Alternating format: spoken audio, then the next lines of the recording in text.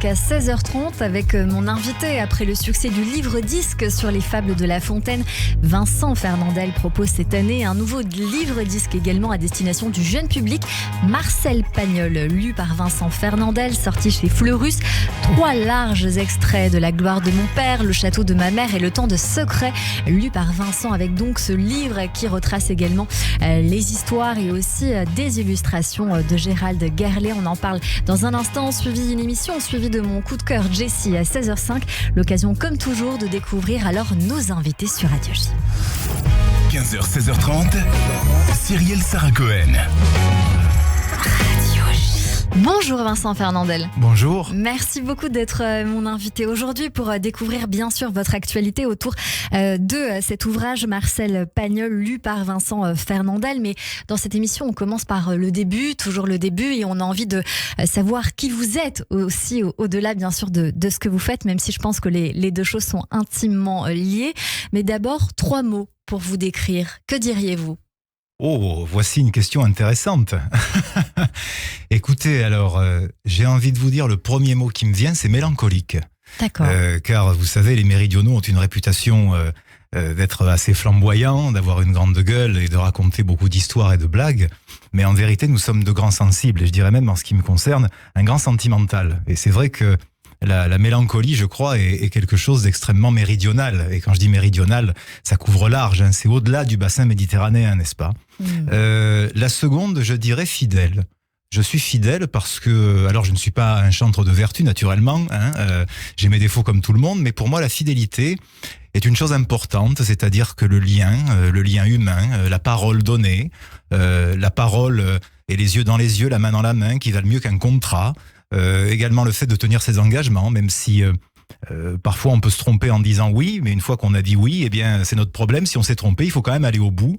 Et puis parce que je crois aussi que je viens d'une famille méridionale, encore une fois, où les valeurs de parole, de lien et de cœur sont importantes. On m'a transmis ça, donc je ne suis pas irréprochable, encore une fois, mais je tente en tout cas de mettre de la fidélité partout où je passe, si je puis dire. Et puis la troisième, parce qu'il faut être honnête, je dirais sanguin.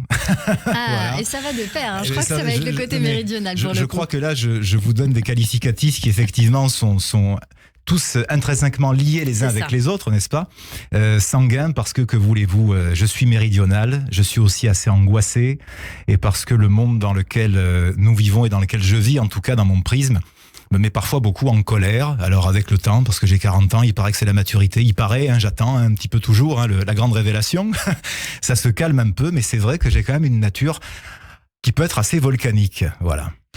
On aura bien entendu, moi je vais retenir le mot méridional parce que vous l'avez prononcé pas mal de fois, en tout cas au début de cette émission, et vous verrez pourquoi je le soulève encore une fois. En travaillant cette émission, et avant de commencer par le début, toujours le début, j'ai pensé à une expression à qui je dois quand même dire, et j'ai trouvé qu'elle vous ressemblait bien, c'est choisir, c'est renoncer, et pour vous c'est hors de question. Oh, alors c'est une excellente phrase et je vous félicite d'avoir cerné une partie de ma personnalité avec cette assertion. Un thérapeute que j'ai vu pendant des années, qui était excellent, m'avait dit aussi une fois on choisit ses propres aliénations. Et je trouve que ça me fait penser à cette phrase qui me coûtait très cher la séance, mais que j'ai fini par comprendre en partie. Voilà, c'était un investissement, n'est-ce pas ? Mais c'est vrai que lorsque vous me dites ça, c'est vrai, c'est tout à fait vrai, c'est tout à fait juste. Je ne renonce jamais. En tout cas, quand je peux ne pas renoncer, je continue, parce que parfois, malheureusement, il y a des circonstances qui font qu'on doit renoncer dans l'existence. Même quand je ne renonce pas à mes propres aliénations que je me suis choisi. Voilà, donc il y a une part un peu entière, effectivement. On va le découvrir tout au long de cette émission et on va voir si les 3 mots que vous nous avez donnés collent avec votre personnalité donnée. Et alors, je l'ai promis, le début, toujours le début. Vincent Fernandel, vous êtes né le 24 juin 1983 dans le Midi à Marseille, je suppose, mais vous me direz peut-être que ce n'était pas là. Ce n'était pas là. C'était où ? J'ai pas réussi à trouver. Oui, c'est accidentel. Je suis né à Monaco, figurez-vous. Alors, je n'ai pas la double nationalité, je paye des impôts et en France, je n'ai pas de pied-à-terre sur le Rocher, car à l'époque, ma grand-mère maternelle avait un hôtel à Menton, qui est à côté, à la frontière. Mes parents étaient en vacances là-bas et je suis arrivé un peu tôt. Et à l'époque, il n'y avait pas de maternité à part Monaco. C'était la plus proche. Par conséquent, j'ai fait escale brève sur le Rocher. Quelques jours. Voilà, j'ai pas eu le temps de jouer au casino, j'étais trop petit. Et d'ailleurs, je suis pas joueur.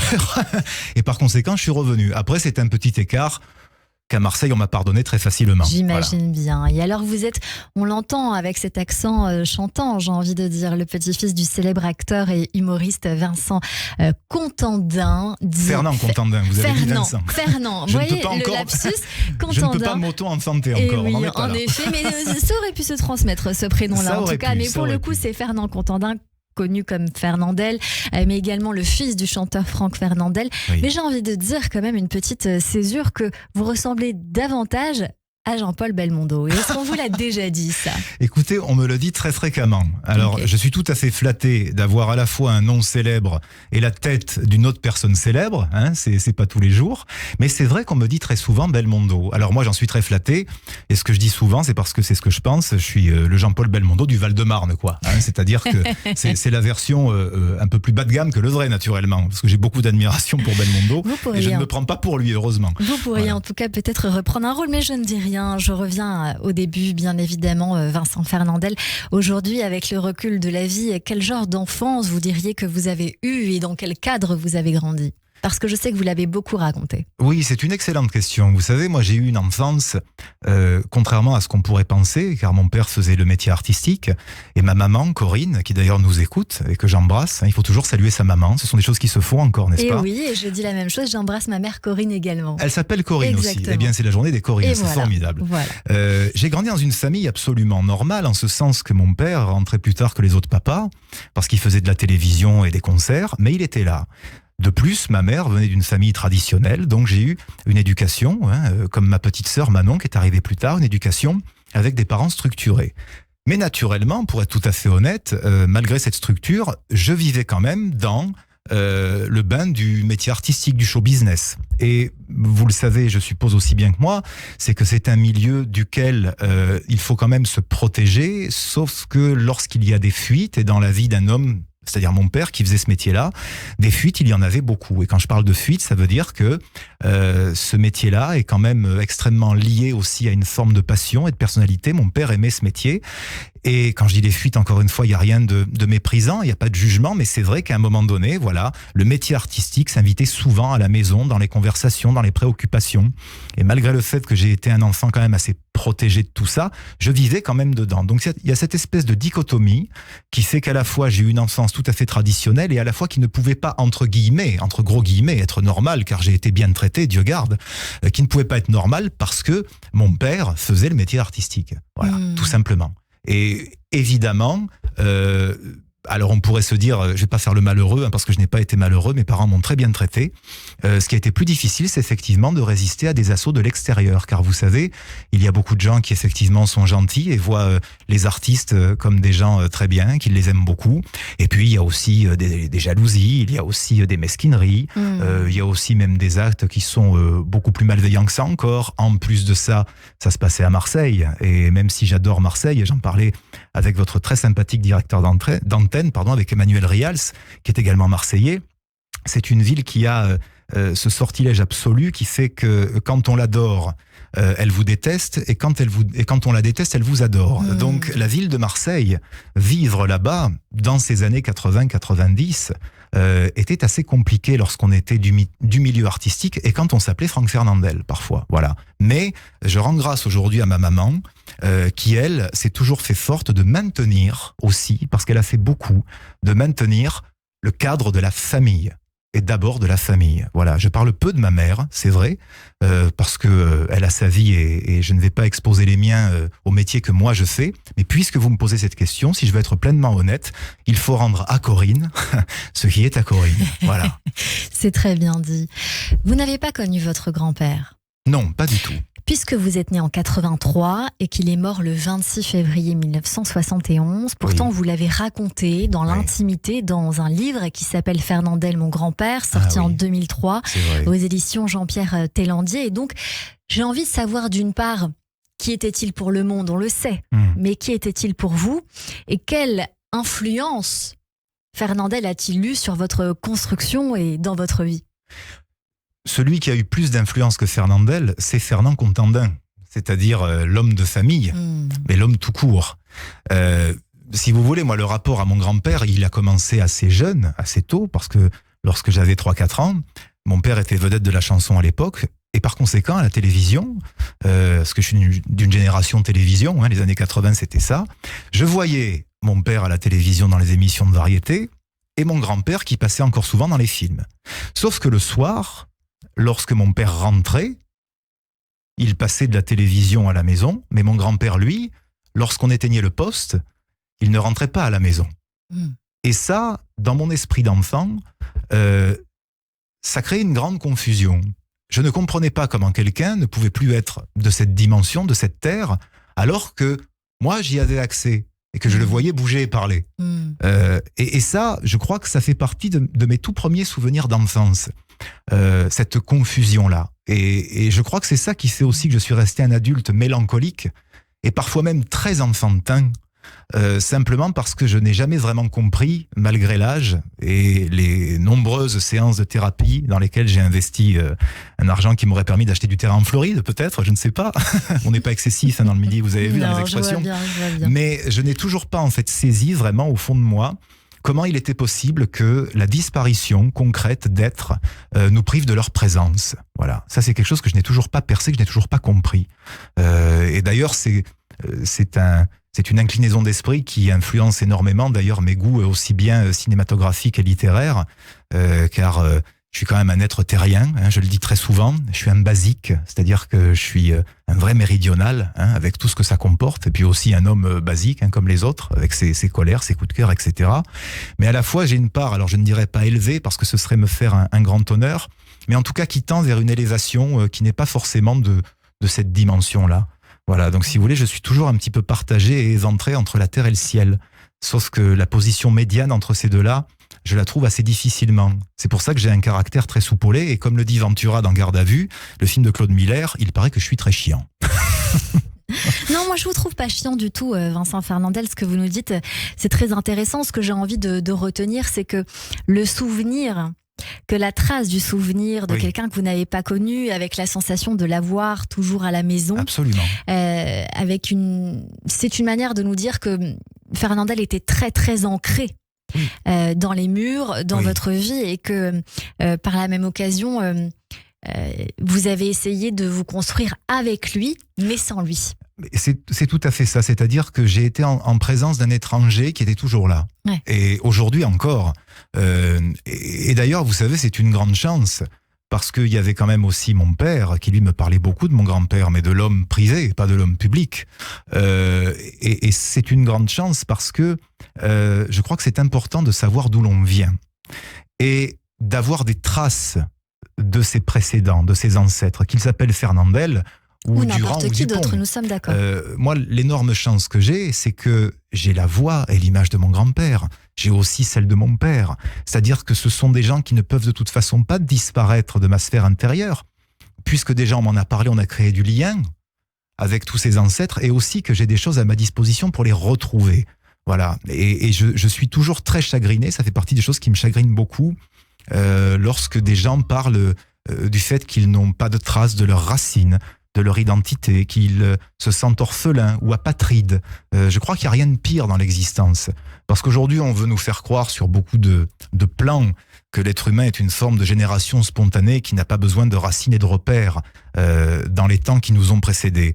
Or, en vérité, si le progrès va très vite, l'être humain, lui, va peut-être plus lentement. Mais en tout cas, il y a des fondations, les racines, l'identité, là où on vient, qui de toute façon ne pourront jamais être remplacées par quoi que ce soit. C'est en nous, c'est en l'être même, c'est en l'humain avec un grand H. Vincent Fernandel, après avoir obtenu un bac L, vous vous formez au métier de l'image, à la direction d'acteurs ainsi qu'à l'écriture scénaristique. Vous débutez votre carrière dans les médias. À 20 ans, vous entamez une carrière télévisuelle en tant qu'animateur et journaliste spécialisé dans le cinéma. Vous débutez sur la chaîne Match TV aux côtés de Frédéric Lopez. Vous animez aussi avec Sandrine Quétier point d'exclamation news, émission diffusée sur E-Entertainment, que j'ai beaucoup suivi moi quand j'étais plus jeune, évidemment. C'est pas possible. Et oui, c'est vous racontez-nous. qui nous faisiez les pics d'écoute. C'est ça, d'audience, effectivement. Écoutez, je suis ravi de trouver notre spectatrice. Je suis ravie aussi Quelques de vous années avoir après. en face de moi. Pour M6, vous allez réaliser aussi des entretiens. Oui. Sur les figures du cinéma français et italien. Oui. Plus de 400 interviews et portraits de grands noms du 7e art international. Qu'avez-vous appris de ces rencontres et sur le cinéma où finalement, on le sait aujourd'hui, une vague MeToo a été dénoncée par la suite? Quel était votre regard à l'époque et quel est le vôtre aujourd'hui? Sur le cinéma en général, Oui. vous voulez dire? Et les artistes que vous avez rencontrés, puisqu'il s'agissait d'interviews et de portraits aussi. Bien, écoutez, comme effectivement vous l'avez souligné, j'ai fait un peu de tout dans tous les formats par rapport à mon métier de journaliste de cinéma. La première chose que j'ai apprise, c'est d'abord qu'on pouvait faire ce métier d'abord en se faisant de la culture personnelle. C'est-à-dire que moi, et je le dis avec grande joie, j'étais payé pour aller interviewer des gens dont il fallait voir les films, parfois toute la filmographie selon le portrait que je devais faire, selon le niveau de productivité et de célébrité de la personne. Parfois je passais 1 mois, 2 mois à regarder des films que je ne connaissais pas, que je découvrais. C'était pour moi une formation entre guillemets rémunérée, et à la fin il y avait la récompense de l'interview. Voilà. Et c'est vrai que comme grâce à mon père très tôt la cinéphilie m'a habité, dirais-je. Je me régalais de faire ce métier-là parce que ça allait dans le sens de ma passion. Moi, je ne sais pas si j'aurais fait un bon cinéaste. En tout cas, je pense être un excellent spectateur. Et ce que j'ai appris également, c'est que ça peut paraître être un poncif, mais c'est vrai.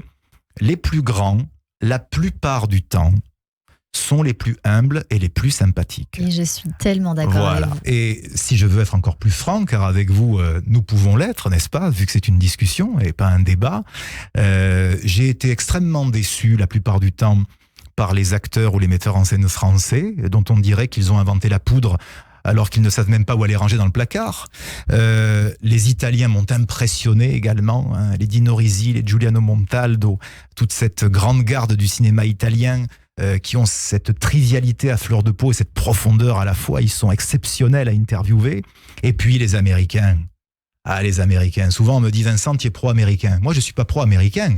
Ce que je vois, c'est que les Américains, j'en ai rencontré beaucoup, et qu'en plus de faire un travail très professionnel, ils sont adorables. Je vous raconte ça parce que c'était formidable. J'avais interviewé au Facial de Deauville, alors je l'ai fait plein de fois, Andy Garcia, qui pour moi, Andy Garcia est quand même une figure extraordinaire. Bon.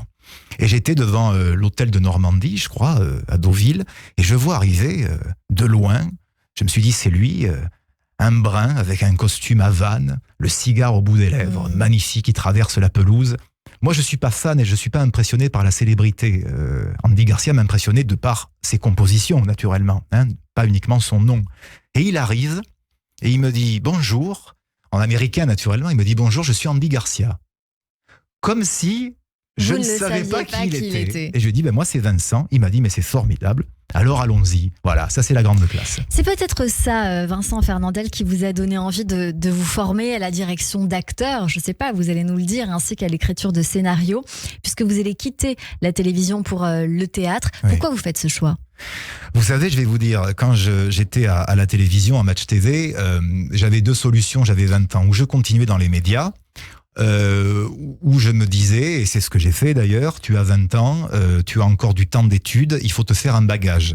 Car les médias, c'était extrêmement amusant, et j'y ai passé un temps formidable, et loin de moi l'idée de cracher dans la soupe, parce que ça m'a apporté aussi de la soupe, à un moment donné, une soupe joyeuse, mais je voulais creuser encore le processus d'études. Pourquoi est-ce que je me suis formé à la direction d'acteur ? Simplement parce que j'ai fait des études d'audiovisuel, donc technique, et que ça manquait, ça, la direction d'acteur. Sauf que, comme en France, à l'époque où je voulais me former, il n'y a toujours pas d'ailleurs, d'école de direction d'acteur, je me suis formé comme acteur. Comme le disait le général de la Motte Piquet, avant d'être une station de métro à Paris, il disait « Un général d'armée ne demande jamais à ses hommes ce qu'il n'a jamais éprouvé lui-même. » Par conséquent, je me suis dit, si tu diriges des acteurs ou que tu en formes, il faut que toi-même, tu expérimentes sur un plateau, de l'intérieur, les problématiques de l'acteur. Je pense que ce qui fait ma différence, pas par rapport à tout le monde, mais à certains, dans les nombreux métiers que j'exerce, c'est que tous les postes qui sont afférents à ces métiers-là, je les ai tous faits plus ou moins. J'ai déjà été en contact avec. Donc si je demande quelque chose à un de mes collaborateurs, ou si j'ai une discussion avec quelqu'un qui n'est pas de mon corps de métier direct, je sais la plupart du temps de quoi je parle.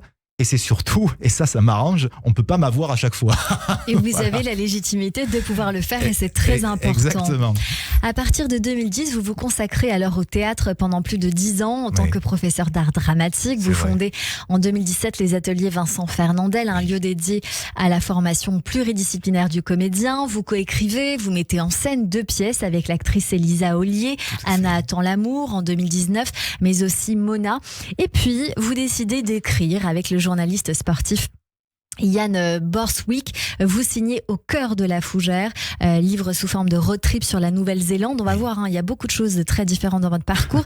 Et la mythique équipe, les All Blacks. Et puis, vous devenez aussi producteur musical, vous fondez Vincent Fernandel Productions, vous accompagnez des artistes de tous horizons, notamment le chanteur Florent Richard, pour lequel vous êtes également parolier. Oui.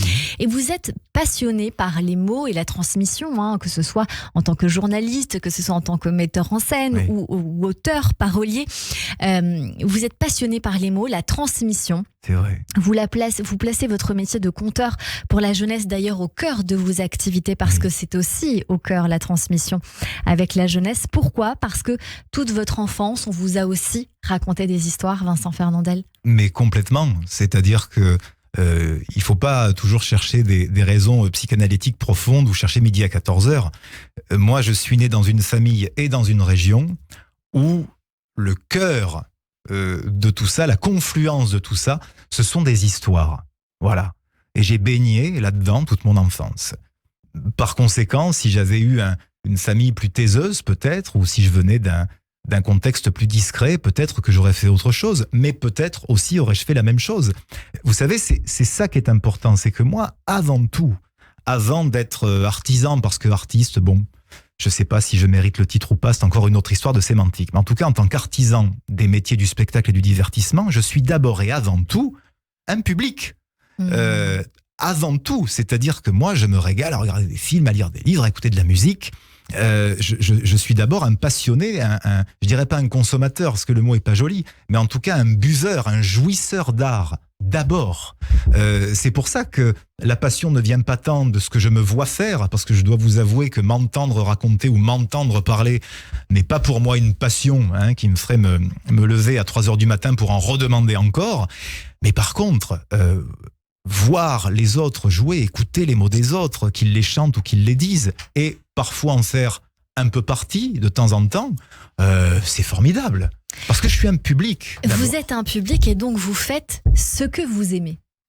Si je peux dire ça comme ça. Tout à fait. En tout cas, je fais des choses vers lesquelles effectivement je m'orienterai en tant que public. Après, j'adorerais être Martin Scorsese, mais malheureusement, je peux pas. Ah, vous pouvez pas, je sais pas. Vous non, pensez pas si bien dire parce que je suis pas sûre. Vous restez avec nous, on continue cette émission avec vous, Vincent Fernandel. Dans un instant, on va parler de Marcel Pagnol, lu par vous. Dans un instant, on poursuit également cette émission avec nos chroniqueurs Hélène Kutner et Alban Bartoli qui nous rejoignent pour découvrir vos goûts culturels qui en disent long sur vous. Mais tout de suite, le rappel des titres.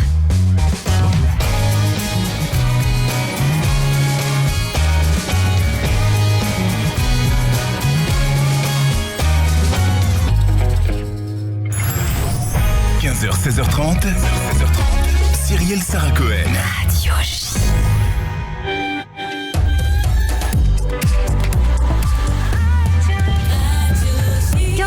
Sur Radio J. Bonjour et bienvenue. Tout de suite, le rappel des titres avec Etanit Belaïch.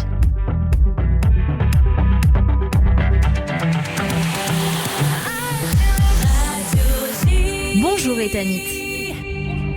Bonjour à tous. 25e jour de guerre en Israël et Tsahal signale de nouvelles attaques depuis le sud du Liban contre le nord du pays. Aucun blessé n'a été signalé. L'armée affirme en réponse avoir bombardé l'infrastructure militaire du Hezbollah à l'origine des tirs. Les Houthis du Yémen revendiquent une série d'attaques contre le sud d'Israël commises ce matin. Des attaques qui ont notamment visé la ville d'Elat. Ils promettent de renouveler l'opération dans les jours à venir. L'armée israélienne a annoncé hier avoir libéré un 5e otage depuis l'offensive offensive du Hamas du 7 octobre. Il s'agit d'Ori Megidish, soldate de Tsahal. Notez que le nombre d'otages retenus par le Hamas est désormais de 240. Dans le même temps, des familles d'otages franco-israéliens rencontrent en ce moment des élus de la mairie de Paris. Ils ont échangé plus tôt dans la journée avec des députés à l'Assemblée nationale. L'Arcom, l'autorité de régulation de l'audiovisuel et du numérique, annonce sur X être saisie à la suite d'une chronique diffusée sur France Inter avant-hier. En cause, une sortie de l'humoriste Guillaume Meurice à propos du Premier ministre israélien qui serait, je cite, une sorte de nazi sans prépuce. Enfin, le parquet de Paris ouvre une enquête suite à la multiplication de tags antisémites dans la capitale. Une soixantaine d'étoiles de David ont été taguées dans la nuit dans le 14e arrondissement de Paris, précise le parquet. Et merci beaucoup Etani Belaïch, on vous retrouve à 16h pour le journal complet. Tout de suite une très courte pause et on revient avec mon invité Vincent Fernandel et mes chroniqueurs sur Radio J. Radio J. Vous écoutez Radio J à Paris sur 94.8 en DAB+, et sur notre appli Radio J. Radio J. Le nouveau magazine Les dossiers de chronique criminelle. Bonjour, c'est Jacques Pradel. Pourquoi des gens ordinaires commettent-ils parfois l'impensable ? Avec ce nouveau magazine, je vous emmène au cœur des plus grandes enquêtes. Récits, décryptages, témoignages. La découverte de la vérité ne tient parfois qu'à un fil. Le nouveau magazine Les dossiers de chronique criminelle chez votre marchand de journaux. Radio J. Radio J. Radio J. Radio J. 15h, 16h30. Cyrielle Sarah Cohen. De retour sur l'antenne de Radio J. Merci beaucoup de passer votre après-midi avec nous jusqu'à 16h30 avec mon invité aujourd'hui, Vincent Fernandel. Et puis, on s'est beaucoup raconté. Vous êtes beaucoup raconté, Vincent, et avec grand bonheur. Et après toute votre carrière avec les diverses casquettes que vous avez, j'ai envie de dire, aujourd'hui, après avoir interprété des œuvres classiques destinées à la jeunesse en version livre-disque telles que Les Fables de La Fontaine, qui ont été très bien vendues, je tiens à le signaler, les contes classiques ou encore Lettres de mon moulin d'Alphonse Daudet. Vous sortez aujourd'hui un nouveau livre-disque, Marcel Pagnol, lu par Vincent Fernandel aux éditions Fleurus, sorti il y a quelques jours. Qu'y y a-t-il dedans ? Eh bien, dedans, il y a des extraits de La gloire de mon père, du château de ma mère et du temps des secrets, les fameux récits de jeunesse de Marcel Pagnol qu'il a écrits à l'automne de sa vie, dirais-je. Des récits dont il a été très compliqué de choisir des extraits, car tout est magnifique. Cependant, on a voulu, pour la jeunesse, car c'est un livre-disque qui s'adresse à la jeunesse, prendre les extraits où il y a le plus d'évocation du rapport entre le cœur et la nature, entre l'enfance et la découverte aussi des sentiments, dans une forme de ruralité, dans une forme d'univers où tout est pur, où tout est beau. Et je crois, lorsque nous entendons les actualités, qu'elles soient ici ou ailleurs, et ça peut paraître aujourd'hui très démagogique de dire ça, mais je crois qu'il est temps de retourner, dès qu'on le peut et comme on le peut, à des univers et des alcôves où il reste encore de l'espoir et de la beauté. Alors c'est sûr, hein, moi je vous dis ça, hein, je suis quelqu'un de très angoissé, de très pessimiste, hein, mais il faut les trouver, ces interstices. Et il faut aussi penser aux petits, les petits qui arrivent dans ce monde, encore une fois ici ou ailleurs, qui n'ont rien demandé. Alors moi, je peux pas faire grand-chose pour eux, malheureusement, à part de faire des contes et des fables, pour au moins participer à ma mesure à un éveil qui soit un éveil du cœur et pas de la haine, vous voyez. Moi, j'ai beaucoup d'enfants autour de moi. Moi, j'en ai pas, mais j'ai beaucoup d'enfants. Et je peux vous garantir une chose, c'est que moi, j'ai peur. Moi, j'ai vraiment peur pour les petits aujourd'hui. Parce que je me dis, vous savez, une petite fille, un petit garçon, c'est tout joli, c'est tout beau, c'est tout chaud, c'est pur. Mon père avait une très belle chanson qui s'appelait « Les enfants, c'est comme les oiseaux » et qui disait ça, c'est tout doux, c'est tout chaud. Il faut garder cette enfance, il faut la protéger, il faut la préserver. Et ça, même si on n'a pas d'enfant soi-même, c'est aussi le rôle des adultes que de protéger l'enfance. Voilà, ça je tenais à le dire, parce que mon métier, pourquoi je fais aussi des contes pour enfants et des fables pour enfants, c'est aussi parce que j'ai cette conviction-là. Voilà, faut protéger les petits. Protéger les petits, peut-être aussi comme vous avez été protégé, Vincent Fernandel. Absolument, j'ai eu la chance d'avoir été très aimé par mes parents. J'ai eu beaucoup de chance là-dessus. Voilà, c'est vrai. Et c'est peut-être aussi pour ça que vous avez choisi des extraits qui ont compté dans votre vie. Absolument.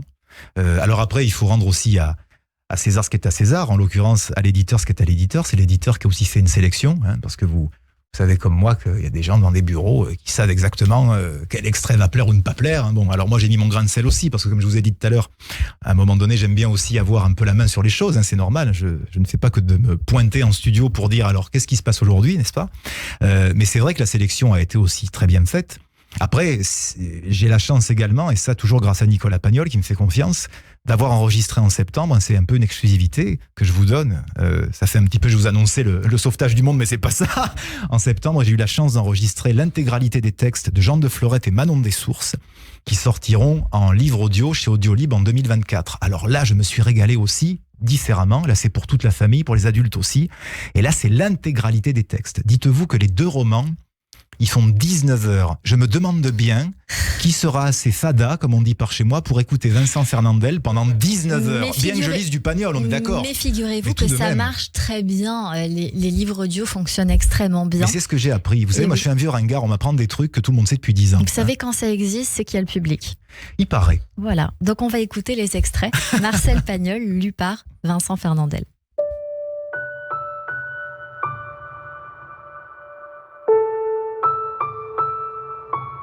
La gloire de mon père. Un beau soir du mois d'avril, je rentrais de l'école avec mon père et Paul. C'était un mercredi, le plus beau jour de la semaine. Car nos jours ne sont beaux que par leur lendemain. Le château de ma mère. Un matin, vers 9h, je trottais légèrement sur le plateau qui domine le puits du Mûrier. « Hé, l'ami !» Je vis un garçon de mon âge qui me regardait sévèrement. « Il ne faut pas toucher les pièges des autres, dit-il. Un piège, c'est sacré, le temps des secrets. » Après la terrible affaire du château, si glorieusement terminée par la victoire de Bouzigues, la joie s'installa dans la petite Bastide Neuve, et les grandes vacances commencèrent. Cependant, la première journée ne fut pas celle que j'avais vécue par avance avec tant de frémissante joie. Et on voyage avec vous, j'ai envie de dire, parce que c'est une ode au voyage. On a envie d'être...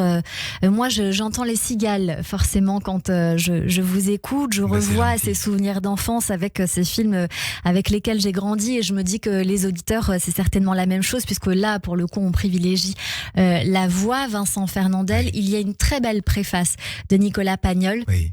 Pour mettre en lumière l'œuvre de son grand-père. Je crois que vous avez une histoire commune avec lui de toutes les manières, parce que vous êtes les petits-fils de figures du cinéma. Ce qui est très étonnant, je vais vous dire, c'est qu'avec Nicolas Pagnol, nous nous connaissons depuis seulement 2 ans et demi. Au départ, naturellement, nous savions l'un l'autre qu'on existait, mais ce n'est pas parce que nos grands-pères avaient travaillé ensemble que forcément on était inséparables. Et c'est à la faveur de l'idée de ma productrice, Fanny Tempesti, de lire du Marcel Pagnol, que j'ai appelé Nicolas naturellement. Et on s'est vus. On s'est rencontrés pour la première fois, chez lui, pendant un après-midi entier. Et on a eu l'impression qu'on se connaissait depuis toujours. Oui. Alors, on a beaucoup rigolé, surtout, avant tout. On a parlé de choses un peu sérieuses aussi. Enfin, on a parlé de tout, comme 2 vieux amis qui se retrouvent alors qu'on ne se connaissait pas. Et au final, Nicolas m'a dit, écoute, fais ce que tu veux, je te fais confiance. Et je dois bien dire que j'en ai été plus que touché, parce que Nicolas est quelqu'un qui garde, et il a bien raison, avec beaucoup de soin l'œuvre de son grand-père, puisque c'est lui qui l'administre, et je sais qu'il donne pas les choses à n'importe qui, et que surtout il n'est pas sensible au chèque mais à l'éthique, voyez-vous.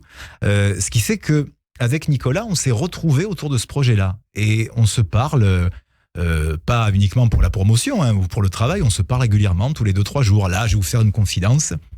Ce matin même, nous nous sommes parlé. Alors nous aimons beaucoup avec Nicolas nous envoyer quelques mots fleuris en provençal, pour s'insulter gaiement dès le matin. Et il m'a montré ce matin les photos de son arrosage qu'il est en train d'installer. Voilà. Oui, c'est une vraie amitié. Et c'est une amitié, voilà. On est 2 Ginettes comme ça. Voilà. On dit alors qu'est-ce que tu fais? Alors la femme m'a dit j'ai fait le coq au vin, moi j'ai fait les gnocchis. Voilà. On a un rapport en fait extrêmement simple, comme 2 vrais méridionaux. Et j'ai envie de dire beaucoup rire, presque peut-être même un rapport un peu fraternel, si je puis me permettre, au travers de ce que vous êtes en train de me dire. Moi, c'est ce que je comprends. Oui, totalement. Alors Nicolas n'est pas versé dans, j'espère qu'il qu'il écoute. Il n'est pas versé dans le mot émotionnel. Lui, vous savez, c'est le méridional qui, quand il vous branche, on dit quand je te branche, dire quand il vous cherche, ça veut dire qu'il vous aime bien. Voilà. Moi, j'ai un côté plus émotionnel. Des fois, je dis merci Nicolas, ça me fait plaisir. Et lui, il me sert une insulte en méridional, ce qui veut dire, dans son langage, lui, qu'il m'aime bien aussi. Mais oui, il y a une fraternité, je pense, qui s'installe en tout cas. Ça ne fait que 2 ans qu'on se connaît. Mais il y a aussi, je crois, qu'on le veuille ou non, une espèce de sortilège, quoi, qui fait que on a quand même 2 familles qui, depuis, ça va faire bientôt 100 ans peut-être, se connaissent et se respectent. Donc il y a quand même un gage de confiance. Après, je vais vous dire, ça pourrait être Nicolas Pagnol et un fieffé imbécile, ce qui n'est pas le cas. Donc tant qu'à faire, autant qu'on en profite. On entend que c'est une belle personne à travers de ce que vous êtes en train de nous dire. J'imagine aussi que vous n'avez pas choisi Marcel Pagnol par hasard, évidemment, Vincent Fernandel, parce que je rappelle quand même pour les auditeurs qui nous écoutent et qu'il y a plusieurs générations qui nous écoutent, Marcel Pagnol, écrivain, dramaturge, cinéaste, producteur français, qui était ami avec votre grand-père Fernandel d'une part, mais qui a triomphé dans ses films à Marcel Pagnol, dans Angèle, Regain, Le Spoons, La fille du puisatier et plus tard Topaz. Mais ce n'est pas les œuvres que vous avez choisi de raconter. Non, effectivement. Car pour 2 raisons bien simples. La première, c'est que Marcel Pagnol a écrit, hors de ses romans pour la jeunesse, aussi beaucoup d'histoires quand même d'adultes. C'est-à-dire que Marcel Pagnol, ce n'est pas que le folklore et la galéjade sympathique. Toutes ses œuvres, que ce soit les œuvres de théâtre, qu'on a un peu plus tendance à oublier, ou ces films qui parfois sont issus de son théâtre, ont quand même des sujets sous la bonne humeur assez âpres. Je ne dirais pas qu'il se rapproche de Bergman sur la vision du couple, ou un peu de la comédie à l'italienne, qui est venue plus tard avec Pain et Fantaisie, par exemple, le cinéma néo-réaliste puis néo-réaliste rose, comme on a dit, avec des querelles de village, mais pas que, avec aussi qu'est-ce que c'est que la mesquinerie, la jalousie, l'envie, les mauvais sentiments. Pagnol raconte tout ça. Par conséquent, ce que nous voulions, c'est faire une œuvre, choisir des œuvres qui soient aussi une porte d'entrée d'abord pour les petits. Et c'est vrai que La gloire de mon père, Le château de ma mère et Le temps des secrets, c'est le cas. Et puis il y a aussi une chose, c'est que si j'avais pris des œuvres où mon grand-père s'était illustré, qu'est-ce qu'on serait allé dire? Parce qu'on est en France, ma chère Cyrielle, pas en Amérique, où là-bas il se serait régalé. On irait dire, ah bah alors Vincent Fernandel, il nous fait du Fernandel. Et ça, c'est une chose que je me garderai toujours de faire. Non pas que j'accorde grande importance aux esprits chagrins, mais je me dis que là, j'avais une matière formidable qui en plus était pour les enfants. Voilà, sachant aussi que quand même, celui qui s'est illustré dans la narration de cette œuvre avant moi, c'est Jean-Pierre Darras dans les films. Donc je passe pas non plus après un acteur très facile à égaler, n'est-ce pas? C'est vrai, voilà. C'est vrai, je vous le confirme. Pagnol était très ami avec votre grand-père, vous ne l'avez pas connu, mais j'imagine peut-être ce que votre grand-père disait de Pagnol, en tout cas lui, Marcel Pagnol, qui est mort après Fernandel, disait de lui, il a été l'un des plus grands et des plus célèbres acteurs de notre temps, et l'on ne peut le comparer qu'à Charlie Chaplin. Il possède le don de faire rire des êtres qui ont tant de raisons de pleurer. Que pensez-vous, que dirait votre grand-père de ce qui agite le monde en ce moment? De ce qui agite le monde en ce moment. Vous savez, je crois que j'y pense souvent à mon père et à mon grand-père et à ma mère, que j'ai toujours. J'ai cette chance-là. Mais je crois que c'est des gens qui n'y comprendraient plus rien. Je pense en fait que, déjà moi, je vais vous dire, j'ai 40 ans.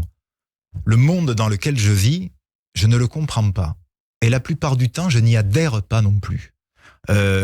Parce que j'ai parfois l'impression, et je ne suis pas le seul, d'avoir des valeurs qui n'ont plus cours. Je crois que mon père et mon grand-père, j'irai jusque-là, heureusement qu'ils ne sont plus de ce monde, car ce monde, je pense, les mangerait et créerait en eux des confusions pas possibles. Moi, vous savez, j'ai été, vous l'avez mentionné tout à l'heure, professeur d'art dramatique pendant longtemps. Donc et je suis d'ailleurs toujours en contact régulièrement avec des gens jeunes qui ont 20 ans. Moi, je vois des gens qui ont 20 ans qui sont très malheureux intérieurement. C'est pas normal d'être malheureux à 20 ans. À 20 ans, comme à 30 ou à 40, on fait des bilans, on se questionne. Oui. Mais être malheureux à 20 ans, en France, en 2023, c'est pas normal. C'est qu'il y a un problème, un dysfonctionnement. Moi, je suis en déplacement souvent. Moi, je fais mon marché, comme on dit à Marseille, comme une vraie Ginette. Je fais mon marché moi-même. Je sors. Je vois alors pas beaucoup de gens, parce que je suis un peu sauvage, mais je fréquente quand même, ne serait-ce qu'en dédicace ou en déplacement, la France telle qu'elle est aujourd'hui. Hein. Je sais que ça fait discours d'homme politique, sauf que moi, ce que je vous dis, c'est vrai. Je sors vraiment. Et je connais le prix de la botte de céleri. Mais les gens sont malheureux. Et les jeunes sont malheureux. C'est même pas qu'ils sont dans le désespoir, car le désespoir signifie qu'on a au moins à un moment donné espéré. Mais... l'espoir, ils ne savent même pas ce que c'est. C'est anormal. Donc vous pensez bien que des gens qui auraient l'âge de mon père ou de mon grand-père, mais crèveraient de chagrin peut-être. Voilà. Je dis pas ça pour plomber tout le studio. Hein. Ah non, absolument pas. Mais non, mais de savoir ça dans votre très sympathique derrière la glace, qui est très content. Voilà. Benjamin Arnault, justement, derrière la console, dans cette partie d'émission. Après ces mots, on va retrouver un petit peu de joie, entre guillemets, même si ce que vous avez dit est tellement vrai, mais je suis certaine que la joie va revenir. En tout cas, je le pense fortement, même si on connaît des jours sombres. Vous savez, après, il y a souvent la lumière. On va découvrir la culture que vous aimez ou qui pourrait vous plaire. Et tout de suite, Hélène Kuitner nous emmène au théâtre. Et mes acclamations, mon enthousiasme, vive à notre bienfaiteur. Olé, olé, olé. Bonjour Hélène Kuitner. Bonjour Cyrielle, bonjour Vincent Fernandel, bonjour Alban et bonjour à toutes et à tous. Bonjour Hélène. Alors Cyrielle, bonjour Vincent. Cyrielle, vous parlez de lumière. J'aimerais bien en avoir aussi de la lumière parce que je pense qu'il y a beaucoup de lumière dans les yeux et le cœur de votre invité. C'est gentil. Et je vais vous parler d'un spectacle. Voilà, c'est mais gentil. Je le sens de loin. Mais voilà, je vais vous parler d'un spectacle qui n'est pas forcément lumineux, mais voilà, on va essayer en tout cas de savoir pourquoi est-ce que ce spectacle existe. Alors Vincent Fernandel, cette chronique théâtre, elle vous est dédiée. Oh, c'est gentil. Oui, elle vous est dédiée, exactement. Parce que vous êtes acteur, parce que vous êtes conteur et metteur en scène et que vous enseignez l'art dramatique et celui, surtout, du mentir vrai, qui est bien méridional. C'est vrai. D'ailleurs, on est plus sincère parfois quand on manque, quand on dit la vérité. C'est terrible, ça devient une déformation régionale, vous voyez. Exactement. Là, vous allez me faire prendre l'accent du midi, mais je vais essayer de... Je vous en prie, je le partage avec joie. Vous pouvez le prendre, il n'est pas à moi. Alors, vous recommandez, dans les spectacles que vous recommandez, un spectacle qui s'appelle Papy et Mamie, une pièce de théâtre muette, burlesque, sentimentale, signée Pierre-Jean Scherer au Théâtre du Funambule Montmartre, oui, qui se joue avec succès actuellement. Oui. Et moi, je vais vous recommander un autre spectacle, alors qui n'est pas très gai, qui est un peu sentimental mais plutôt dramatique, qui s'appelle Bunker. C'est une pièce de Christian Siméon en forme d'un échange de lettres signée Magda Goebbels, celle qui va devenir l'épouse d'un des plus terribles dirigeants nazis. Vous l'aurez compris, nous allons passer à un sujet beaucoup plus dramatique. Et c'est Julie Dupardieu qui incarne cette jeune femme qui au début apparaît comme une jeune femme de bonne famille qui fréquente même un juif sioniste qui s'appelle Victor Chaim Arlozorov, avec lequel elle entretient une idylle dans les années 1920 en Allemagne. Son beau-père, celui qui l'a élevée, c'est aussi un juif allemand, mais elle ressent vraiment une cause à partager. Et il faut dire que 25 ans plus tard, le 1er mai 1945, c'est cette même femme qui tuera ses 6 enfants dans le bunker d'Adolf Hitler qu'elle avait rejoint avec son mari Joseph Goebbels avant que tous deux se donnent la mort en raison de l'avancée des soldats russes dans Berlin. Alors c'est une histoire que l'on connaît, qui est bien sûr assez incroyable, et on se demande, et je pense qu'on s'est toujours demandé, comment on peut expliquer un tel basculement, Hélène Kuitner. Alors justement, Cyrielle, c'est le propos de cette pièce qui est remarquablement écrite par l'auteur Christian Siméon, qui a inventé de toute pièce cette correspondance à partir d'archives réelles de Magda et de son entourage, car cette fascinante jeune femme a un destin d'héroïne qui bascule dans la tragédie, la monstruosité. Qu'est-ce qui peut faire qu'une personne banale, innocente, bienveillante peut progressivement se mettre à adhérer au fanatisme, le nazisme en l'occurrence, au prix d'en sacrifier sa vie entière et celle de ses enfants? On parlait d'enfants tout à l'heure. Magda est très jeune quand elle rencontre son premier mari. C'est un riche commerçant, il s'appelle Günther Quandt, l'un des propriétaires de BMW, la manufacture bavaroise de moteurs. Elle est très belle, lui est riche et beaucoup plus âgé. Elle lui donnera un fils avant de demander le divorce avec beaucoup d'argent. Et alors, bien sûr, on sait la femme de qui elle est. À quel moment elle va rencontrer Joseph Goebbels? Elle rencontre Joseph Goebbels juste après. Elle est mondaine, elle est riche, on l'a dit. Elle s'ennuie, elle boit du champagne. Et un ami rencontré lors d'une soirée l'invite à participer à un meeting. On est en 1930, je vous le rappelle, juste après la crise de 29. L'Allemagne est très appauvrie. Elle se rend au Palais des Sports de Berlin et elle va tomber littéralement sous le charme d'un orateur. Et cet orateur s'appelle Joseph Goebbels. Il est petit, il a la polio, c'est un intellectuel, il est brillant. Il va devenir le maître de la propagande nazie et il aime les femmes. Magda est vive, polyglotte, devient sa secrétaire. Et quand Goebbels présente Magda à Adolf Hitler, il en tombe lui aussi immédiatement amoureux. « Mon amour pour Hitler est plus fort que celui pour mon mari », écrit-elle dans son journal, que les nazis ont bien vite dissimulé. Ainsi qu'ils ont dissimulé l'assassinat sans doute prémédité d'Arlozorov, son amant juif trop compromettant, qui était en Palestine dans les années 1930. Et elle est devenue donc Madame Joseph Goebbels, elle devient la première dame d'Allemagne. Elle devient la première dame d'Allemagne. Et parce que Goebbels lui fait 5 enfants, en plus du premier garçon qu'elle avait de Quant. La famille, avec ses 6 enfants en tout, est exhibée comme une famille modèle, avec leurs enfants tout blonds dans toute l'Allemagne. C'est Julie Depardieu, qui est toute simple et toute blonde, dans une robe noire, qui lit les lettres qu'elle adresse à ses proches, à son ex-belle-sœur et meilleure amie, Hello. Et de l'autre côté du plateau, il y a Stéphane Drouet-Toukaïev, qui incarne ses amants, Arlozorov d'abord, puis Goebbels ensuite. Et les 2 comédiens, dirigés par Johanna Boyer, possèdent l'intensité qu'exigent de tels personnages. Ils disent ces paroles ordinaires ou insensées devant nous, qui les écoutons bouche bée. Ils racontent la fascination pour l'idéologie sanguinaire des nazis, la violence séductrice des slogans qui disent le rêve d'une nouvelle Allemagne, débarrassée des Juifs, les meurtres, les autodafés. Et on comprend à travers ce personnage, Hélène Kuttner, de femme ordinaire, le pouvoir de séduction du fanatisme. Exactement, et c'est ce qu'on comprend, c'est-à-dire sur des êtres qui manquent, qui recherchent un sens à donner à leur vie. Elle écrit dans son journal « Un monde sans Adolf Hitler ne vaut pas d'être vécu ». C'est dans sa dernière lettre avant de se donner la mort dans le bunker. Alors, on peut se demander... Est-ce qu'elle était stupide, méchante, inconsciente? Elle qui a choisi de s'immoler avec Hitler et ses sbires en s'entourant de tous ses enfants sans les exfiltrer, parce que on parlait d'enfants tout à l'heure, elle aurait pu exfiltrer tous ses enfants en dehors du bunker. Elle ne l'a pas voulu. Qu'est-ce qui conduit une femme ou un homme à de telles atrocités? Et à ce moment-là, on ne peut s'empêcher de penser à ces photographies de foule, ces milliers de femmes, d'hommes et d'enfants exaltés, amassés autour de Hitler et faisant le salut nazi pendant ses discours. Et on songe malheureusement à la force maléfique du fanatisme. Bunker, lettre de Magda Goebbels, lecture, spectacle au théâtre Tristan Bernard, c'est jusqu'au 22 décembre et il faut aller le voir pour connaître l'histoire, c'est très important bien évidemment.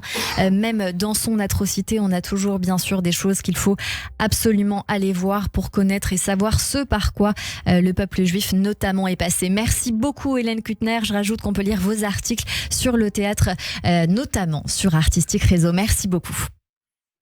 Avec plaisir. Radio J. 15h, 16h30, Cyrielle Sarah Cohen. Allez, tout de suite, c'est la chronique Flashback avec Alban Bartoli. Bonjour Alban. Bonjour Cyrielle, bonjour Vincent Fernandel. Alors permettez-moi de vous dire déjà que je suis natif d'Aubagne, donc je suis ravi de vous rencontrer puisque Marcel Pagnol ça nous parle. Et oui, d'Aubagne. Je vous laisse dérouler parce que là sinon on n'y arrivera jamais. Je sais. Si on commence à parler d'Aubagne, on va pas faire la chronique. Un Aubagnais avec moi. Exactement. Alors là, ça me fait un plaisir. Comme chaque semaine, on va parler de culture, musique, littérature et cinéma. On va commencer en musique, si vous le voulez bien, avec une grande star de la chanson italienne, Fiorella Mannoia, et un titre que vous appréciez tout particulièrement, Vincent Fernandel. Oui. Il s'agit de Café Nero Boiente. On en écoute un extrait. Oui. Fiorella Mannoia est certainement l'une des plus grandes chanteuses de la pop italienne, plus de 40 ans de carrière, près de 30 albums, 4 victoires au festival de Sanremo, qui est sans aucun doute le plus grand événement musical en Italie, une immense carrière qui a débuté avec cette fameuse chanson Café Nero Boiente, qui veut dire en français café noir brûlant. La chanson sort en 81, elle a été écrite par Mimo Cavallo et Rosario De Colla et sera interprétée pour la première fois au fameux festival de Sanremo que je viens d'évoquer. Elle sera classée à la 11e place du concours. Le thème de cette chanson, qui paraît léger à la première écoute, ne l'est pas tant que ça, puisqu'il s'agit là d'un cri du cœur d'une femme liée à un homme qui ne l'aime plus et qui, malgré un hiver aussi sombre que la couleur d'un café noir bouillant et malgré la rage et l'angoisse qu'elle peut ressentir, reprend la force pour dire qu'elle n'a pas besoin, qu'elle n'a besoin de personne et qu'elle se suffit à elle-même, une femme indépendante. Un message de femme forte qui va d'ailleurs être une ligne de conduite pour Fiorella Mannoia qui tout au long de sa carrière prouvera qu'elle est une artiste très très engagée. À presque 70 ans, la chanteuse monte toujours régulièrement sur scène et d'ailleurs s'il vous prend l'envie, Vincent Fernandel, d'inviter Fiorella Mannoia à boire un bon café noir, peut-être un peu moins brûlant que dans la chanson, vous pouvez d'ores et déjà réserver votre billet d'avion pour l'Italie car elle sera en concert le 11 novembre à Padua et à Vérone le 18 décembre prochain. On note tout cela et on revient maintenant en France avec un autre artiste qui a un lien tout particulier avec notre invité Vincent Fernandel. On l'a évoqué en première partie d'émission, Alban. Tout à fait, Cyrielle. Je vais vous faire découvrir ou redécouvrir du coup un artiste que vous avez découvert bien avant nous, Vincent Fernandel, puisque vous le produisez. Il s'agit de Florent Richard, mais vous nous avez confié avant cette émission que vous aimiez beaucoup sa musique bien avant de travailler avec lui. Absolument. Je vous propose de découvrir un extrait du titre Les Rives du Bosphore par Florent Richard. On écoute. Maintenant je le sais, la femme de ma vie, ma belle et bien-aimée. Les Rives du Bosphore de Florent Richard est extrait de son album intitulé tout simplement 3e album, c'est simple, c'est efficace. Opus que vous avez d'ailleurs produit, Vincent Fernandel. Pour resituer l'artiste, Florent Richard est un musicien de talent, violoncelliste de formation, mais c'est très souvent derrière son piano que le chanteur met en avant sa jolie voix grave dans un univers aussi poétique que décalé. Florent Richard n'est pas un jeune premier, il est reconnu pour ses qualités d'accompagnateur, notamment pour des artistes de renom, et il fera même en 2008 la première partie du grand Michel Legrand à la Cigale, à Paris, entre autres évidemment. Les Rives du Bosphore nous offre un texte qui relate une histoire d'amour entre un homme et une femme qui ne veut plus de lui. Tout ça se passe sur les Rives du Bosphore. Pour rappel, les Rives du Bosphore, petit point géo, sépare deux parties, la partie anatolienne qui se trouve en Asie et la partie rouméliot en Europe, dans la province d'Istanbul. La chanson aux sonorités jazz nous surprend lorsque le pont du morceau au piano nous plonge dans une mélancolie certaine qui nous laisse croire que cette histoire d'amour avortée a rendu très triste son auteur. Le dernier titre en date de Florent Richard s'appelle Mayonnaise et il est disponible sur toutes les plateformes. Je sais que ça vous intrigue, cher auditeur, n'hésitez pas à aller l'écouter. Pour finir, permettez-moi de vous demander, Vincent Fernandel, en quelques mots, qu'est-ce qui vous a convaincu chez Florent Richard de travailler avec lui et selon vous, qu'a-t-il de plus que les autres n'ont pas? En 3 mots. D'abord, c'était mon voisin de palier. Très bonne raison. C'est comme ça qu'on s'est rencontrés. Et deuxièmement, c'est parce que c'est un artiste de grand talent, un type très bien, qui a une grande richesse musicale et poétique en lui, tant et si bien que en décembre, un nouveau single va sortir. Et premier single d'un album qui s'intitule Ekpirose et qui sera sur toutes les plateformes d'ici avril ou mai, où je suis producteur et également auteur des chansons et lui est à la musique et à l'arrangement. Très bien. Et voilà. Ça c'est dit. Merci beaucoup Alban Bartoli. Pas le temps de faire la suite à mon grand regret, mais quand même merci, dire Alban. Que le livre dont vous vouliez nous parler, c'est Crève-cœur de Alain Gessua et également un film en salle. Ma femme s'appelle Revient, sorti en 82, réalisé par Patrice Lecomte. On revient juste après la pause dans un instant sur l'antenne de Radio J et le journal, bien sûr à 16h.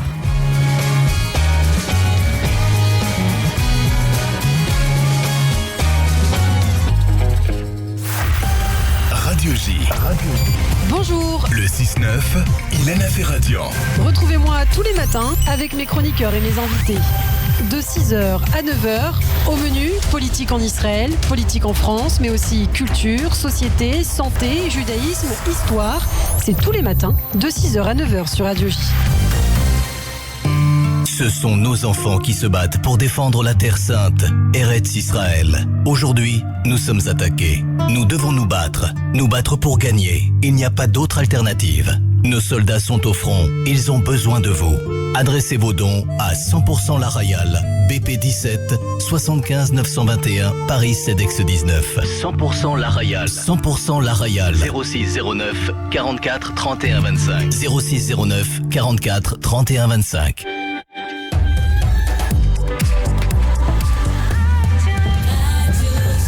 Il est 16h sur Radio J. Bonjour et bienvenue. Tout de suite, le journal de l'information avec Etanit Belaïch.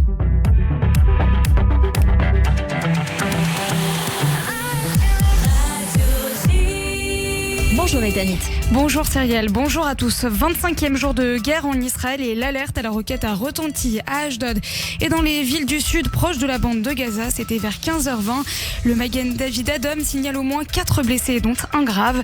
Tsahal vise par ailleurs de nouveau des positions du Hezbollah au Liban, cela en réponse à des tirs provenant de la frontière libanaise. On fait le point sur la situation du front intérieur avec notre correspondante en Israël, Pascal Sunshine. En ce qui concerne les tirs de roquettes en provenance de Gaza, ils ont repris dans le courant de la matinée, ont donc visé le centre et l'ouest du Negev, et aussi en début d'après-midi la zone du Sharon, c'est-à-dire en fait la zone qui se trouve au-dessus de Tel Aviv, au nord de Tel Aviv également, et le sud de la métropole. Au moins 2 salves de forte intensité qui n'ont pas fait de blessés. Sur le front nord, plusieurs tirs de missiles anti-chars contre des positions de Tsahal sur la frontière libanaise. Tsahal a riposté par des tirs d'artillerie. Il n'y a pas eu de blessés côté israélien. Donc voilà en ce qui concerne les tirs donc front nord et front sud. Notre correspondante en Israël, Pascal Sunshine. L'armée israélienne a annoncé avoir libéré Ori Megidish, une soldate retenue en otage à Gaza. Une otage libérée donc dans la nuit de dimanche à lundi au cours d'opérations terrestres de Tsahal, a précisé l'armée. Un énorme soulagement pour ses proches qui l'ont accueilli hier soir en héroïne. C'est donc la 5e otage à avoir été libérée depuis l'offensive du Hamas du 7 octobre. En revanche, le nombre de personnes retenues captives par l'organisation terroriste continue lui d'augmenter. Il s'élève désormais à 240. Dans le même temps, des familles d'otages franco-israéliens sont arrivées hier soir à Paris pour se faire entendre. Une dizaine de familles d'otages sont donc en ce moment à la mairie de Paris. Elles rencontrent plusieurs élus accompagnés de l'association 7 octobre 2023 Vie brisée en Israël, qui rassemble des familles de victimes françaises. Plus tôt dans la journée, elles étaient à l'Assemblée nationale pour échanger avec des députés. Par ailleurs, une soirée d'unité pour la libération de tous les otages est organisée par le CRIF. Ce sera ce soir à 19h à la synagogue de la Victoire, dans le 9e arrondissement de Paris. À Paris, justement, la police a ouvert le feu sur une femme qui faisait l'apologie du terrorisme dans la matinée. Une femme qui, selon des témoins, tenait des propos menaçants et criait Allahu Akbar dans un train du RERC. Elle a été maîtrisée par la police qui a ouvert le feu. Le préfet de police de Paris revient sur son profil. C'est une personne de sexe féminin qui était connue des services de police pour des faits précédents qui remontaient à juillet 2021, où, vêtue également d'un voile intégral, elle déambulait avec un tournevis à la main, tenait des propos à caractère religieux et pouvait avoir une attitude menaçante qui avait conduit à son interpellation, d'ailleurs avec l'aide à l'époque de militaires du dispositif Sentinelle. Et donc elle avait été un temps placée en garde à vue, puis souffrant manifestement de troubles psychiatriques, elle avait été à ce moment-là internée. Je suis très prudent, je dis bien sous réserve que l'identité de cette personne soit la bonne. Laurent Nunez, le préfet de police de Paris, au micro de BFM TV en début d'après-midi. Enfin, le parquet de Paris a ouvert une enquête suite à la multiplication des tags antisémites dans la capitale. Dans ce contexte, la première ministre Elisabeth Borne a dénoncé une intensification des manifestations de haine dans la séance du jour. Des questions au gouvernement à l'Assemblée nationale. On l'écoute. Des slogans haineux sur des banderoles, des commentaires odieux sur les réseaux sociaux, des menaces, des insultes et parfois des coups. L'antisémitisme a de multiples visages, tous aussi insupportables. Depuis les attaques terroristes du 7 octobre contre Israël, les manifestations de haine se sont intensifiées. Plus de 850 incidents ont eu lieu et près de 6000 signalements en ligne ont été réalisés. C'était donc Elisabeth Borne, la première ministre à l'Assemblée nationale cet après-midi. Et merci beaucoup Etanit Belaïch. On vous retrouve demain à partir de 14h sur l'antenne de Radio J. Tout de suite une très courte pause et on revient avec mes invités. Mon invité coup de cœur Jessie et puis mon invité principal aujourd'hui Vincent Fernandel sur Radio J. Radio J. Réfoy, Serge et Nicolas Rafale. Radio J. Bonjour, c'est Serge. Bonjour, c'est Nicolas. On se retrouve tous les mardis de 21h à 22h sur Radio J. Au programme, médecine, chirurgie, bien-être et santé. Rendez-vous dans Réfoy avec les Rafales père et fils sur Radio J. Radio J. Radio J. Ce sont nos enfants qui se battent pour défendre la Terre Sainte, Eretz Israël. Aujourd'hui, nous sommes attaqués. Nous devons nous battre pour gagner. Il n'y a pas d'autre alternative. Nos soldats sont au front, ils ont besoin de vous. Adressez vos dons à 100% La Royale, BP 17 75 921 Paris CEDEX 19. 100% La Royale. 100% La Royale. 06 09 44 31 25. 06 09 44 31 25. Radio J. Radio J. Radio J. Radio J. 15h, 16h30. Cyrielle Sarah Cohen. De retour sur l'antenne de Radio J. Merci beaucoup d'être avec nous. Merci pour votre fidélité depuis le début de cette émission avec mon invité Vincent Fernandel. Et si vous venez de nous rejoindre, merci d'être avec nous. Tout de suite, on va passer à une séquence qu'on aime beaucoup dans cette émission qui s'intitule l'introspection. 10 questions pour nous aider à mieux vous connaître, Vincent Fernandel. Et je vais commencer d'abord avec une citation d'Oscar Wilde qui a dit « Parfois, nous pouvons passer des années sans vivre du tout et tout à coup, notre vie entière est concentrée dans un seul instant. » On va essayer donc de faire ça maintenant. Vincent Fernandel, si vous aviez la possibilité de reprendre votre vie depuis le début, vous changeriez quoi ? Tous les moments où je me suis mis en colère. Quel conseil donneriez-vous à un enfant pour réussir sa vie ? De suivre ses instincts. Quel a été le plus bel âge de votre vie et pourquoi ? Je suppose que le plus bel âge est à venir. Je construis pour ça. Quelle fut la plus grande erreur de votre vie et comment vous l'avez résolue ? Je reviendrai au fait parfois de surréagir émotionnellement, de se mettre en colère pour des choses qui n'en valent pas la peine. De manière générale. Oui. Qu'aimeriez-vous faire aujourd'hui, mais que vous ne faites pas par peur d'être jugé ? Rien. Le jugement ne me fait absolument pas peur. Quelle est la chose que vous avez faite cette année et dont vous pensez vous souvenir toute votre vie ?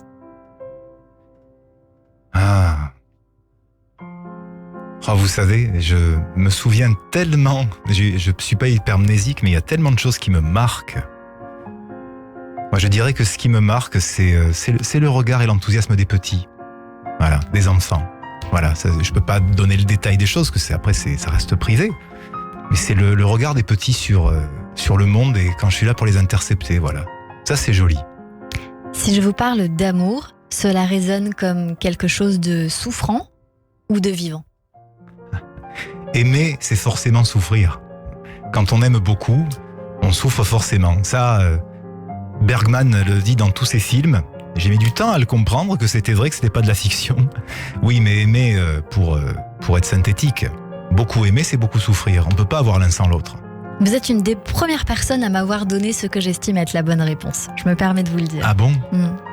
Désolé pour ceux qui nous écoutent et qui avaient encore quelques illusions. Je m'excuse publiquement sur l'antenne de Radio J, naturellement. Si vous pouviez changer une chose, Vincent Fernandel, sur votre corps ou sur votre personnalité, qu'est-ce que ce serait ? Écoutez, mon corps, tout va bien. Je trouve que j'ai un peu tendance, quand je mange bien, à prendre un peu du bassin, un peu des hanches. C'est ma petite coquetterie, voilà. Mais sinon, je me trouve ni beau ni moche, je me trouve correct. Donc tout va bien. Et en moi, oh mon Dieu, j'aimerais tellement vivre sans angoisse. Si vous étiez président de la République, quelle serait la première mesure que vous prendriez ? Abolir la République. C'est vrai ? Oui. Au profit de quoi ? Au profit d'autre chose. Faut que je trouve, je suis pas encore dans la course électorale, vu que vous venez de la lancer pour moi. Non, je crois qu'il y a... J'allais dire blague à part, c'est pas totalement une blague. Mais je pense qu'à un moment donné, et pas que sur ça, il y a beaucoup de systèmes à repenser. Je vais pas vous dire plus humain parce que ça fait démago, mais en tout cas plus proche de la préoccupation des gens. Vous savez ce qui est terrible dans notre monde ? C'est les quelques entités sphériques, qu'on appelle aussi des êtres humains en costume par ailleurs, et qui décident pour ceux qui sont a priori en dessous. Voilà. La dominance est quelque chose à laquelle je me ferai jamais. D'ailleurs, je me suis toujours engueulé avec tous mes patrons. C'est pour ça que vous êtes libre. Exactement. Pour terminer, une dernière question. Qu'aimeriez-vous, Vincent Fernandel, que les gens retiennent de vous ? Que j'ai fait mon travail sans trop les emmerder par ailleurs. C'est joliment dit. Je rappelle qu'on peut retrouver cette séquence en podcast sur le YouTube de Radio J, radioj.fr et sur toutes les plateformes d'écoute de l'émission. Tout de suite, c'est le coup de cœur sur Radio J. Radio J. 15h, 16h30, Cyrielle Sarah Cohen. Bonjour Jessie. Bonjour Cyrielle. Merci beaucoup d'être mon invité aujourd'hui. Vous Merci étiez à vous. venu nous voir pour la première émission, ma première émission sur Radio J. C'était avec François Cluzet le 11 octobre 2021. Donc on est quasiment sur un jour pour jour avec la sortie de votre titre Sans toi. Vous aviez chanté Céline Dion, je me rappelle comme si c'était hier, c'est mémorable.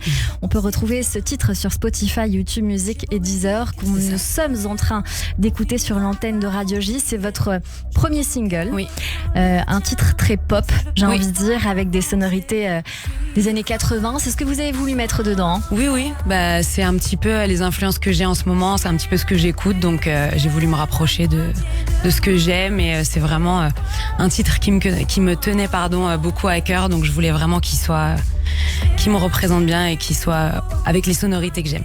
Alors c'est une mélodie très entêtante, c'est ce qui est dit sur le communiqué de presse. J'ai envie de dire que moi je l'écoute du matin jusqu'au soir, donc sous la douche et puis après, donc c'est voilà. vous les 100 millions de streams. Non, c'est pas moi, on est très nombreux. Je sais qu'en tout cas ce titre est très attendu par les gens qui vous suivent depuis quelques temps. Alors on va parler bien sûr de votre parcours. Vous êtes issu d'une famille de musiciens. C'est ça. Et vous êtes né dans la musique, on peut le dire. Oui.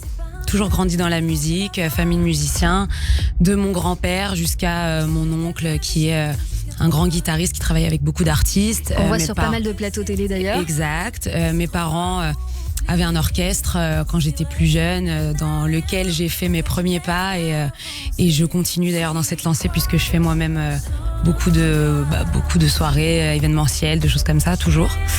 Et donc dans la musique depuis toujours. Alors, il y a beaucoup de gens qui vous connaissent, donc vous êtes très suivis, donc ils doivent se dire on l'a vu à tel ou tel endroit. Aujourd'hui, c'est un titre que vous avez écrit, que vous avez signé avec Ota, que nous avons reçu sur cette antenne et qui a travaillé notamment avec d'autres artistes que j'ai pu recevoir. Il faut rappeler quand même un petit peu le parcours. Vous êtes un visage de la télévision, on vous a vu énormément à la télé, vous étiez finaliste face à Cherif Halouna. Beaucoup pensaient que vous alliez gagner, c'était dans Popstar en 2007. Et puis après on vous a vu sur Énergie 12 dans Encore une chance où vous étiez à nouveau finaliste. Vous étiez également dans Hanouna Night Show sur Canal+, avec donc Cyril Hanouna, et vous avez des années d'expérience puisque vous avez toujours chanté, plus de 15 ans d'expérience aujourd'hui. J'ai très envie de vous entendre en direct aujourd'hui chanter parce qu'on entend le titre qu'on va rediffuser à plusieurs reprises, mais bon, on a l'opportunité de vous entendre en direct sur une version plus a cappella, j'ai envie de dire. On embrasse Raphaël Bérien, c'est ça, qui est avec vous et qui vous accompagne. Est-ce que je peux me permettre de vous faire un petit cadeau? Avec un grand plaisir. Je ne suis pas venue les mains vides. Ma fille qui vous adore vous a fait un petit bracelet. C'est très gentil. Voilà. Laquelle? Parce que je sais qu'il y en a deux. Et ben on embrasse Nive très très fort et je la remercie, je l'embrasse, je lui ferai un gros bisou si j'ai l'occasion de la voir. On y va.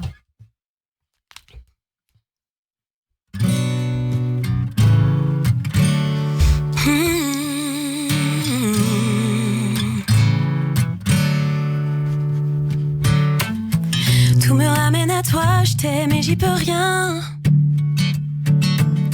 Je guéris pas, je sais pas, j'ai plus ma dose de toi. Je te cherche dans tous les bars, toi tu vis dans d'autres bras.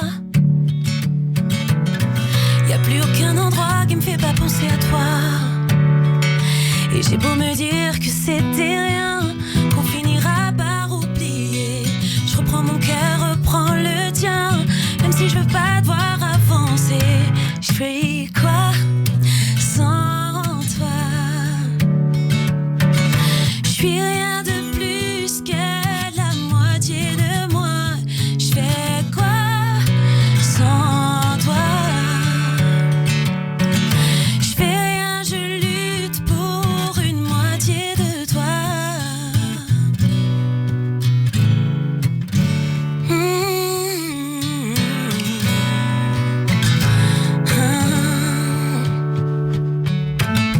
Je suis sûre qu'elle ne sait rien de ces mots que tu m'envoies. Tu lui mens, tu me manques, mais dis-moi, ça te fait quoi? Pour moi c'est pas un jeu, l'évidence je la vois. En plus un égal de mais j'ai compté jusqu'à toi. Et j'ai beau me dire que c'était bien, que c'est trop fort pour oublier. Même si c'est vrai, ça mène à rien. Pourquoi tu me laisses pas avancer? Je suis quoi sans toi?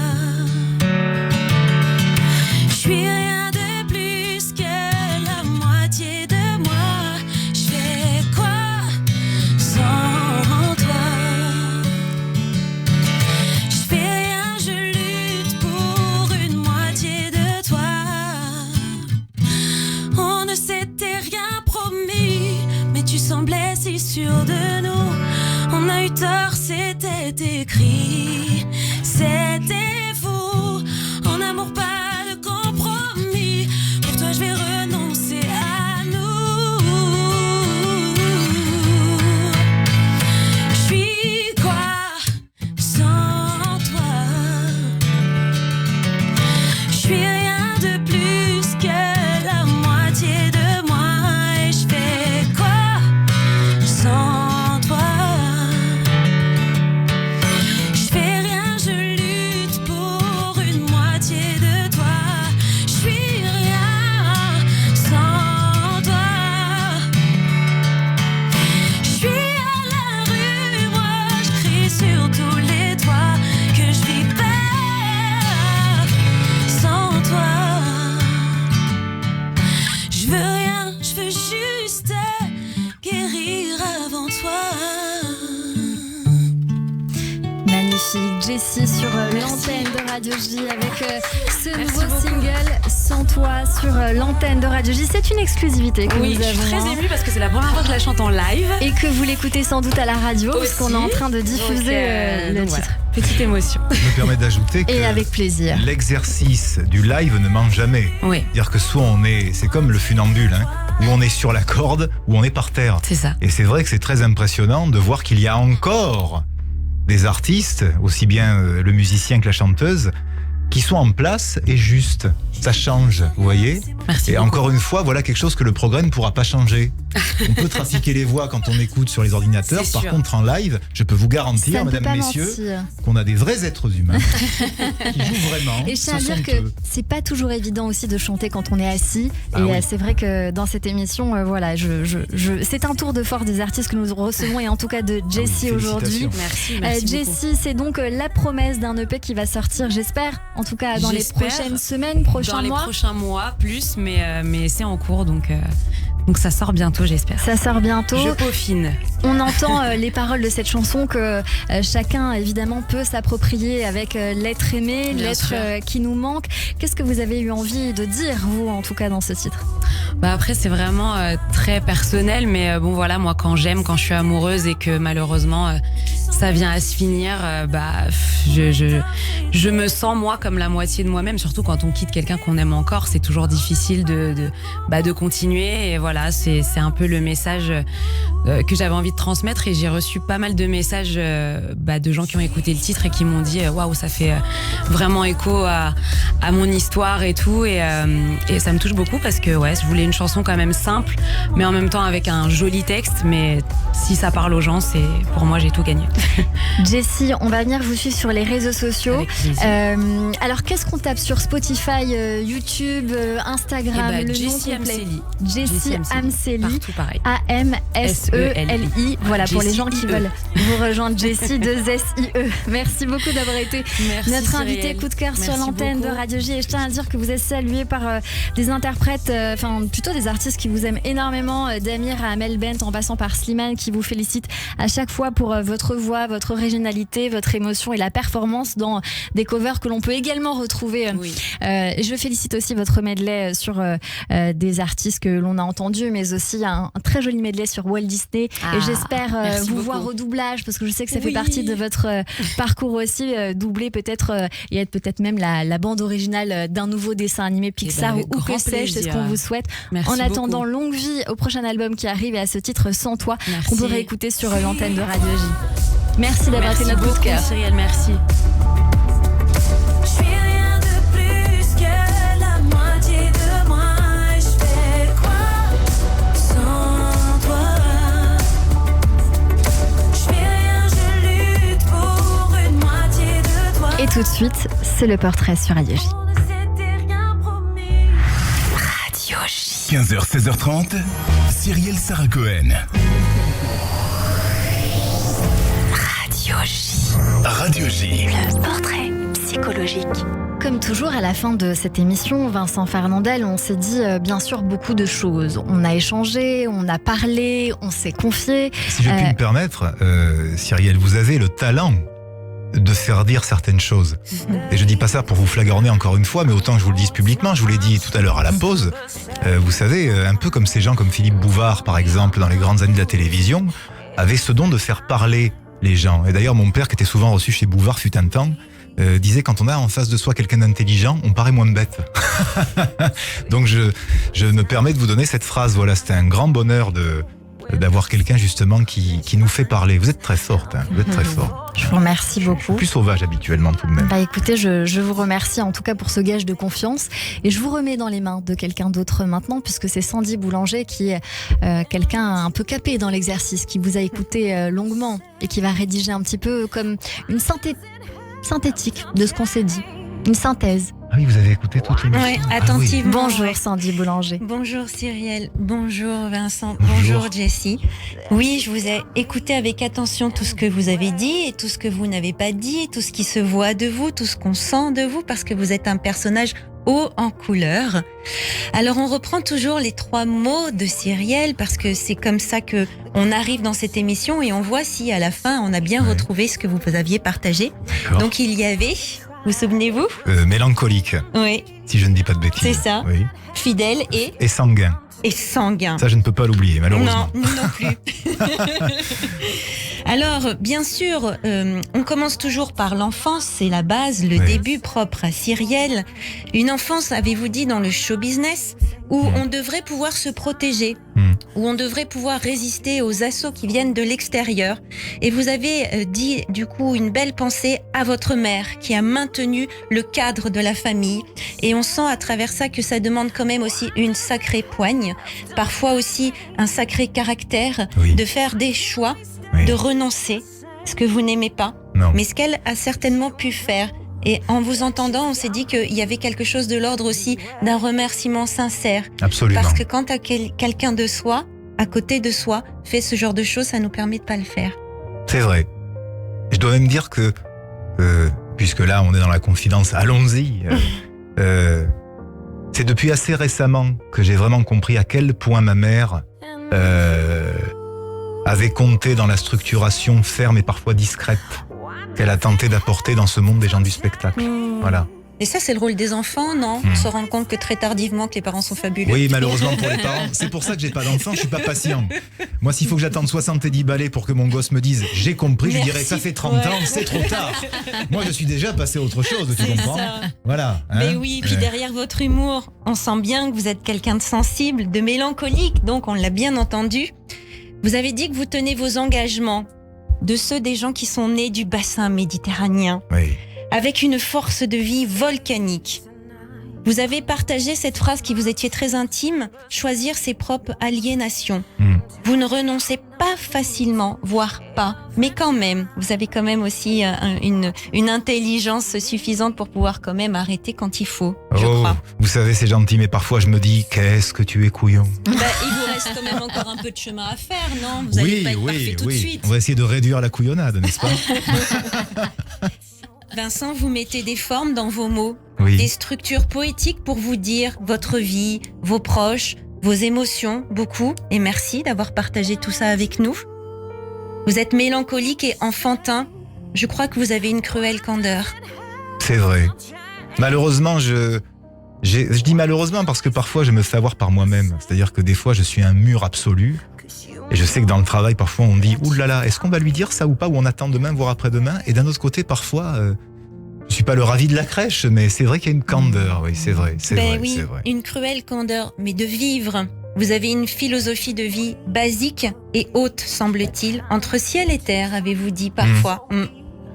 Alors vous marchez dans les pas de votre grand-père, de votre père, des racines aussi élevantes que difficiles peut-être aussi. Et vous êtes pas seulement petit et fils d'eux, vous êtes aussi un grand soi. Oh, c'est joli, c'est gentil ça. À découvrir, à rafraîchir, à expériencer aussi pas après pas. Et ce n'est pas rien. C'est un chemin de vie. Je vous écoute attentivement, j'ai pas de commentaire à faire à chaque phrase. La transmission, elle est au cœur de votre souffle. Par le conte, les histoires, parce qu'elles vous ont été transmises, ou pas d'ailleurs, avez-vous dit. C'est un peu délicat parfois de savoir qui on est. Est-ce que c'est conditionné par ce que l'on a été insufflé justement, ou qu'est-ce qui est original de nous ?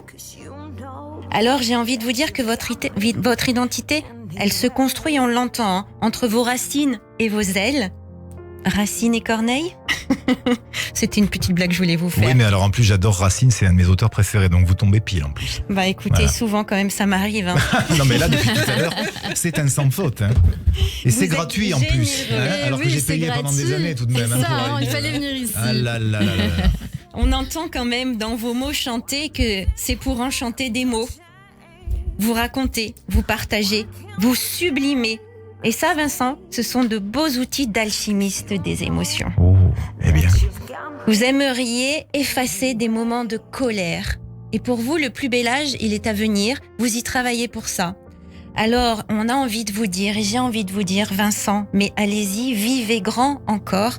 Partagez-nous toutes vos multiples casquettes et talents avec une voix qui chante ou pas, parce que nous vous voyons et merci d'être vous. Et merci à notre magnifique, chère je psychothérapeute Sandy Boulanger sur l'antenne de Mais vous Radio êtes J. psychothérapeute. Ah oui, j'avais pas compris. Vous l'avez Eh ben dit ou c'était voilà. la surprise? Non, je ne l'ai pas dit, c'est la surprise. Ah oui. Eh bien écoutez, restez la psychothérapeute que vous êtes. Hein. Vous m'avez l'air absolument Sérieuse. qualifiée, Tout formidable. à fait. Et formidable, je Merci vous le confirme. Merci Sandy Boulanger pour ce Merci, beau portrait merci. sur Radio J. Radio J. 15h, 16h30, Cyrielle Sarah Cohen. Près de sa fenêtre, ma mère tricotait. On en a parlé, Moi j'avais on appelé. l'a mise. Merci beaucoup Vincent Fernandel d'avoir été mon invité dans cette émission. Vous êtes venu nous voir pour cet ouvrage, ce livre-disque, ce livre CD, Marcel Pagnol, lu par Vincent Fernandel aux éditions Fleurus. Merci beaucoup pour cet échange. Ben, je vous remercie beaucoup et je dois vous dire que là, c'est pas gentil de me faire le coup de me mettre. Les enfants, c'est comme les oiseaux chantés par mon père. Parce que ça me fait toujours quelque chose. Une jolie émotion en Oui, tout cas oui, c'est vrai. que l'on C'est vrai. reçoit. Merci beaucoup Merci Vincent à vous Fernandel. toutes. Merci Et mille bravo fois.